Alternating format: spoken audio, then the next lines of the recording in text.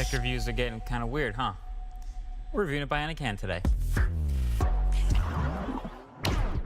So this thing right here is called the Psionic Ability Hand. And it is an incredibly cool, incredibly niche, and incredibly helpful piece of technology. It is specifically a carbon fiber and metal motorized articulating hand that attaches to prosthetics for people who have lost their hand or don't have a hand to regain as much functionality as possible. It's Bluetooth connected, it has its own app, it's incredibly durable, it's waterproof, and it's cheap enough to be fully covered by Medicare. So you might remember a few months ago that video that I did with 3D Pets, which was 3D printed prosthetics for animals that made a huge difference in quality of life, just with some simple structures to help their joints even out and make it relatively easy to print another one if the animal changed in size or something. Well, I'd say this is the opposite end of the technological spectrum. Now, obviously I have two hands, so you might be wondering how I'm going to review this Bionic hand. Great question. There's actually two ways that I can show you how this works. One is pretty straightforward. The other is a little more interesting. So the first way is with this control stick right here.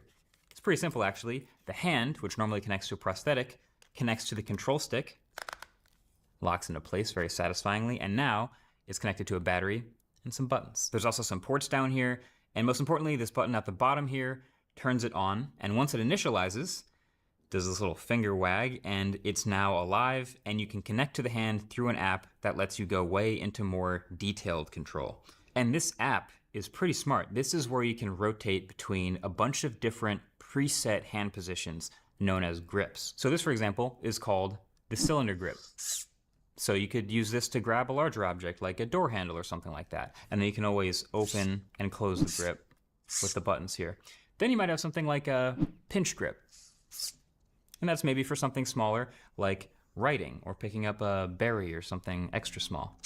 There's also a grip called handshake, which is pretty self-intuitive. If I open this grip and then close it in a normal handshake, yeah, that checks out. But yeah, there's some other miscellaneous ones. I like that they're all named. Like this one is called sleeve, which is literally, I believe, just for sliding your hand into a sleeve and not getting it caught on anything. You also have hang loose, maybe less utility to that one, but still fun. Or even my personal favorite, peace. There's also this one, which is called rude. But it's pretty crazy how much functionality is in this app. Side note, by the way, this has to be the fastest pairing Bluetooth device I've literally ever used, and it's worked flawlessly every time. You turn it on with that button, then you let it do the quick little initialization, wiggle the fingers, then scan, click, boom, connected in like 2 seconds flat. It's awesome. And so users of the Ability Hand will be able to set different series of grips in a row as defaults, like daily grips or exercise grips or dining grips. But of course, the target demographic for this as a product is not going to be using these buttons to open and close the hand. Which brings me to my second way of controlling the Ability Hand, which is EMG. So I've tested a few kinds of EMG tech on this channel, most recently Meta's prototype AR glasses. They had this wristband with a bunch of sensors inside that measured the electrical signals that my brain's sending through my nerves.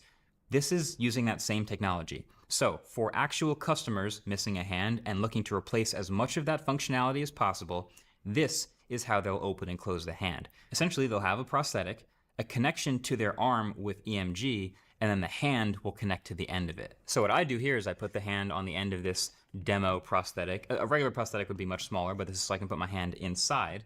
And on my arm, I'm gonna attach these sensors to two spots that they've advised me are the best for measuring that electrical signal. So now what you're seeing is I've got the two EMG sensors hooked up on my skin. I've taped them on to roughly the right positions based on what they've told me. And you only need to because, as you can see in the app, it's measuring the delta between the two signals. And that's the difference between opening and closing the grip. So now if I flex just the right way and send the signals just the right way, it will actually close into a grip. And I have in the app a cycle of different grips that it can actually go through based on, like I said, what situation I'm in. So if I open again and then open again, it's ready to move to the next grip, which I think is like that. then if I open again and again, I'm ready to do the peace sign, which I think is like that. Nice. There's a lot of concentration on this. Nice. So this is the closest that I and fully limbed people can get to controlling this bionic hand with their brain. It's a lot of fun. Actually, there's also haptic feedback. So if I put my hand in this, there's actually a vibration motor where I can feel when I've closed my hand on something, which is pretty cool. And also the stronger I flex, the faster the grip moves between open and closed. So of course now the natural question is, what can I actually do with it? So let's find out. So I am fully hooked up and I am practiced. I'm good at opening and closing my hand. So I'm gonna try to do some stuff basically in an order of how difficult I think it will be. With the asterisk that I'm not a longtime user, I'm just trying this out. Starting with just picking something up. So this is a basic thing. This is a water bottle, shop.nkbhd.com.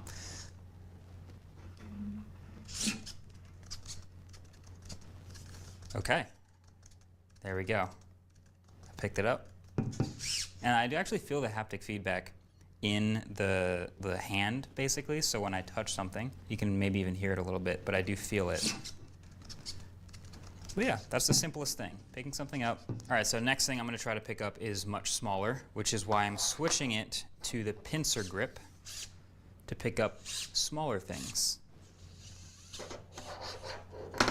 Ooh, it's a little harder, smaller.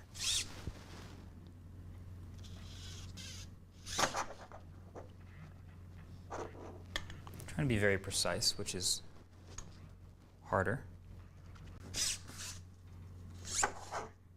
So it turns out changing the orientation of your arm, the way you feel things, kind of changes the way your inside and outside arm are related. All right, that's hard. That's harder than I thought. I'm giving that like a 8 out of 10 difficulty. All right, next task, peeling a banana. What I'm thinking I'm gonna do is the same grip, and then ideally just pinch the stem and pull. I've heard some people peel a banana from the other side, but I'm not gonna try that. I think here, it'll just be a matter of getting the right spot and then holding on. Oh, success.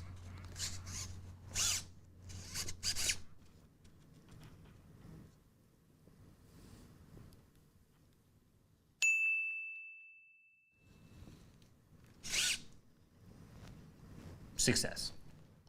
That's like a 5 out of 10. All right, typing is another one of those things that I believe I can do a little bit better two-handed than one. So I'm switching to the pointer grip because I feel like I'm not gonna be able to do full-on regular typing, but you can still hunt and peck here. From there,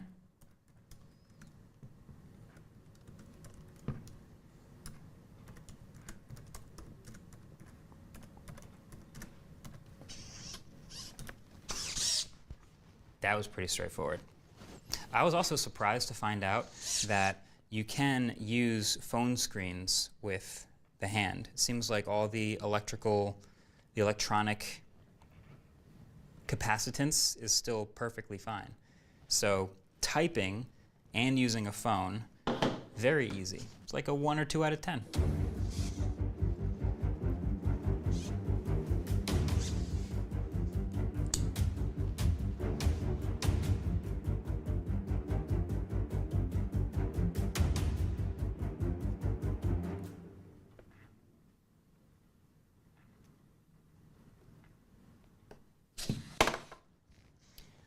Not my most beautiful effort of all time, but I did write something.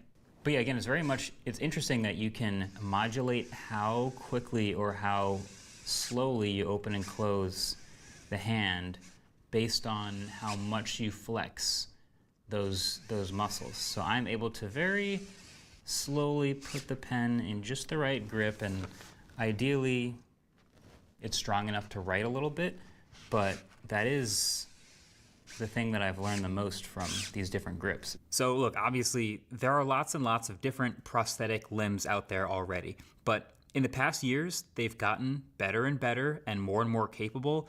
And it's to the point where now in 2025, it kind of feels like, yeah, of course we should have carbon fiber, water resistant, fully dexterous, 5-fingered hands that weigh less than a regular human hand with a rechargeable battery that's controlled by EMG. Of course. So while obviously there are still limits, like I know I'm not going to go play Ultimate Frisbee or even, tie shoelaces or do anything super crazy with this, it's still awesome that even the amount I'm able to do as a completely untrained user has me so impressed with the amount of functionality it's able to give back to the people who need it. And then they also have these even crazier demos like connecting it to a brain implant, which I obviously can't test myself, but seems to imply that the ceiling is way higher than what we've already seen. Overall though, it just is really cool to see how far tech has come towards improving the human experience on planet Earth. That's all this stuff is really about. Like, I'm not in the target demographic for this product, but that doesn't mean I can't appreciate how much work went into making this and how well it works. So shout out to Bionic for letting me play with this. I'm gonna give it back to you now so that you can give it to someone who can use it much more than I can. Either way, technology is strong, but the flesh is weak. Catch you guys in the next video. Peace.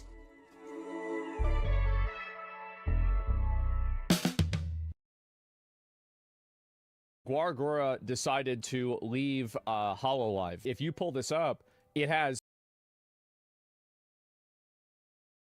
OpenAI just dropped a new model, and it's not what you probably expect, especially when you see the name 4.1. Is that like worse than 4.5? What's the role of this model? It's a very interesting launch, especially when you see the blog post, which specifies in the API. It means they're not putting this on their website. Seems very strange. But hear me out, because this model's more relevant to you guys than almost any of the other ones we've talked about recently, because the focus is almost entirely on developers. There's a lot to be excited about here, from the larger context size to the better prices to surprisingly good performance both in speed and benchmarks. We have a lot to look into here. So if you're a developer, definitely watch this one through. That said, someone's got to pay these inference bills, so a quick word from today's sponsor, and then we'll dive right in. Hiring engineers is hard. Hiring great ones is basically impossible. And trying to find them when you're in a small city somewhere in the middle of nowhere, good luck, have fun. What if it was easy though? What if you could just scroll through a bunch of options, watch videos from those candidates, and click hire on the one you want? And what if it only took a week to do? This sounds impossible, but G2I is here to make the impossible happen. These guys are awesome. I've loved them forever. They're the hosts of React Miami, which I've said for a while is the best React conference, and you know what? I'm going to stand behind that. I'll be there at end of April, by the way, if you want to hang out there. We're not here to talk about React Miami. We're here to talk about how much easier they make hiring. You write a bunch of questions that are important to you, and then they go and ask their set of over 8,000 really talented engineers those questions. And then you can scroll through the videos and watch the ones from the handful of candidates they thought were good fits for you, and then just click hire and spin them up as soon as you want them. Part-time, full-time, remote, in-person. In-person's hard if you're not in a big city like New York or SF, but the best engineers don't want to work in those cities anyways. They prefer remote. So if you want the absolute best, remote's going to be fine for you. They fight for this hard. They're a fully remote company. You got a lot of options there. What's more important is the number and quality of those engineers, which is the 8,000 engineers that they have ready to go with experience all over the industry. They know how to move fast, and it shows. They'll share a Slack channel with you and just kind of feel like part of your team, like your own personal recruiting org that is product-based, AI-driven, but also has a real human element to it. If you did want to spend hundreds of thousands of dollars spinning this up yourself, it's still going to take you a year or more to get an actual hiring pipe moving, or you can hit their crazy number of 7 days from interview to first pull request landed. If you need great engineers and you don't want to waste all of your time and money spinning up your own recruiting, hit these guys up today at soydev.link/G2I. Introducing GPT-4.1 in the API. A new series of GPT models featuring major improvements on coding, instruction following, and long context, plus our first ever nano model. This is a particularly interesting play on their part. Seems like they saw what Google was up to with Gemini and realized they were losing some ground, and now they're fighting hard. 3 new models are 4.1, 4.1 mini, and 4.1 nano. Believe it or not, you might have played with 4.1 already because they were released in stealth with OpenRouter. The Keysar Alpha and Optimus Alpha models were both runs of 4.1. So it's a model a lot of people have played with and have been impressed with the performance of. I honestly thought that those anonymous models were going to be the new open models from OpenAI, but I'm more than happy with these because I'm seeing some really cool stuff. 4.1 is doing really well on the SWE bench, which was a benchmark they published a few months ago that really confused me because it kind of made them look bad against Claude, but it seems like this was their play and their plan all along, because now they look a lot less bad. Okay, so I'm pretty sure this was the score for 4.0 on this benchmark, 23.2%. That was end of last year. And for comparison with Claude 3.5, okay, 49% is what they had. Previous state of the art was for 45%. This was beginning of the year. They hit 49%. I don't know if 3.7 did better. Interesting. Without the scaffold, Sonnet achieved 63.7% with 3.7, comparing to an admittedly much lower score in 4.1 here of 54.6. But if we are comparing to everyone's favorite, Claude 3.5, those numbers are within a spitting distance. Sorry for the chaos. I tried to find those numbers. I thought they'd be more accessible than they are. But yeah, I'm personally waiting for artificial analysis's numbers to be dropped, because this is the site I use for tracking all of these things. It's made my life significantly easier, and it's always hard filming these videos when 4.1 or whatever new model exists isn't yet in the UI. It's really, really nice to compare things once they all exist, but I've already built my own tools instead because I want to make sure we can see how these things actually affect space. As you can see, 4.1 is quite a bit cheaper than 4.0, which makes it quite a bit cheaper than 3.5, but we'll get to the exact pricing numbers in a sec. We need to finish this post first.